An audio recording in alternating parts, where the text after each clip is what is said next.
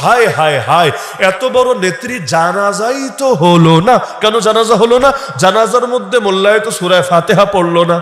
নাউজুবিল্লাহ, জানাজার মধ্যে মোল্লা তো সূরা ফাতিহা পড়লো না। ওই 2 পয়সার এক মৌলবী, ভণ্ড মৌলবী ফতোয়া দিয়ে দিয়েছে। বেগম খালেদা জিয়ার ইন্তেকাল হলো এবং এখনো তো রাষ্ট্রীয় শোক চলছে, 3 দিনের শোক। তার জানাজা হলো। জানাজা পড়ালেন কে? আমাদের উস্তাদ আল্লামা আব্দুল মালিক হাফিজাহুল্লাহ। আমার উস্তাদ বলে বলছি না, বা শুধু বাইতুল মুকাররমের খতিব বলে বলছি না, হুজুরকে যারা কাছ থেকে দেখেছেন তারাই জানে এইরকম একজন আলেম, এইরকম একজন বুজুর্গ, এইরকম একজন আল্লাহওয়ালা, এটা এই দেশে থাকাটা দেশের জন্য ভাগ্যের ব্যাপার।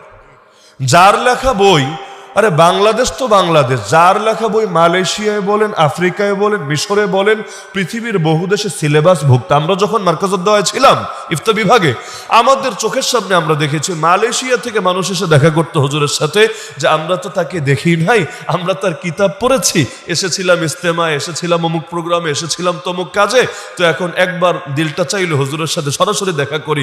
আমাদের গর্বে বুকটা ফুলে উঠতো, মাশাআল্লাহ, আমরা সরাসরি কিতাব পড়তে পারছি।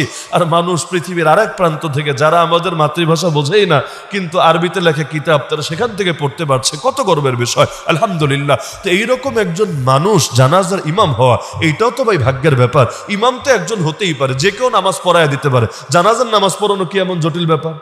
জানাজার নামাজ পড়ানো কি এমন জটিল ব্যাপার? এলাকার অনেক মুরব্বীরাও পারবে, যারা হুজুর না। এলাকার অনেক মুরব্বী যদি কেরাত শুদ্ধ থাকে, দোয়া দরুদ শুদ্ধ থাকে, অনেকে পড়ায় দিতে পারবে। সেখানে এই ধরনের এই মাপের একজন ইমাম জানাজা পড়ানো, এবং এরপর মাওলানা মামুনুল হক সাহেবের মতো ব্যক্তি, মিজানুর রহমান আজহারি সাহেবের মতো ব্যক্তি, এই মানে খাটিয়াটা পর্যন্ত কাঁধে নেওয়া আসলে বিশাল সৌভাগ্যের ব্যাপার। যে প্রসঙ্গে কথাটা টানলাম, হুজুর জানাজা পড়ালেন, সবার জানাজা যেভাবে পড়ায় সেভাবেই তো পড়ালেন। জানাজা কিভাবে পড়েন আপনারা? আল্লাহু আকবার বলার পরে প্রথমে সানা পড়েন, তাই না? সানা পড়েন, এরপর আবার আল্লাহু আকবার বলার পরে দুরূদ শরীফ পড়েন, এরপর আবার আল্লাহু আকবার বলার পরে জানাজার দোয়া পড়েন, এরপর আবার আল্লাহু আকবার বলার পর আর নতুন কিছু পড়েন না, 2 দিকে সালাম ফিরিয়ে দেন, আসসালামু আলাইকুম রাহমাতুল্লাহ, আসসালামু আলাইকুম রাহমাতুল্লাহ। এভাবেই তো জানাজা হয়ে আসছে এই দেশে।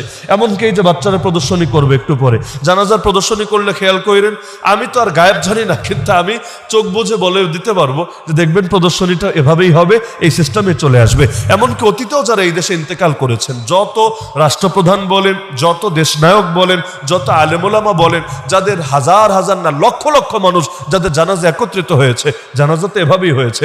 কিন্তু ওই যে বললাম, কিছু মানুষের কাজই হলো চুলকানি, কিছু মানুষের কাজই হলো সব জায়গায় ফিতনা লাগানো, কিছু মানুষের কাজই হলো 5টা 10টা বিষয়ের বাইরে আর কোনো কিছু নিয়ে কোনো মাথা ব্যথাও নাই, টেনশনও নাই, চিন্তাও নাই। ওই তারা এখানে এসে হাজির, বলল হায় হায় হায়, এত বড় নেত্রী জানাজাই তো হলো না। কেন জানাজা হলো না? জানাজার মধ্যে মোল্লায় তো সূরা ফাতিহা পড়লো না। নাউজুবিল্লাহ, জানাজার মধ্যে মোল্লা তো সূরা ফাতিহা পড়লো না।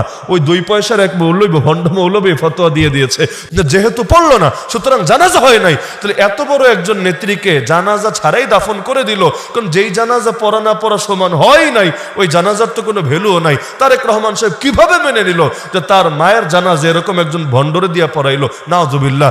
অথচ আল্লামা আব্দুল মালিক হাফিজাহুল্লাহ ছাত্র দূরের কথা, তার ছাত্রের ছাত্র হওয়ারও ওইগুলো যোগ্য না। অথচ এইরকম একটা ইস্যু, যে জানাজায় অন্তত 20 লাখের উপর নাকি মানুষে ছিল, মিডিয়ায় লিখেছে দেখলাম 24 লাখ থেকে 32 লাখের মাঝে হবে মোট সংখ্যাটা। একুরেট তো বের করা কঠিন। তাহলে সবার জানাজারে নাই করে দিল কেন? কারণ ওদের একটা মতের সাথে মিলে নাই। ওদের মত হলো জানাজার নামাজে সূরা ফাতিহা পড়া লাগবে, সূরা ফাতিহা পড়া লাগবে। যেহেতু এখানে সূরা ফাতিহা পড়ে নাই, সানা পাঠ করেছে। সানা যদিও ফাতিহার মধ্যে আল্লাহর প্রশংসা, আলহামদুলিল্লাহি রাব্বিল আলামিন, প্রশংসা কার? আর সুবহানাকাল্লাহুম্মা ওয়া বিহামদিক, ওয়া বিহামদিক, এখানেও প্রশংসা কার?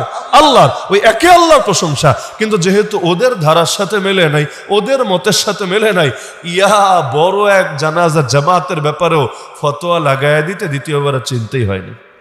কত রকম ফতোয়ার বিজনেস যে চলে, মাশাআল্লাহ, কত রকম ফতোয়ার বিজনেস।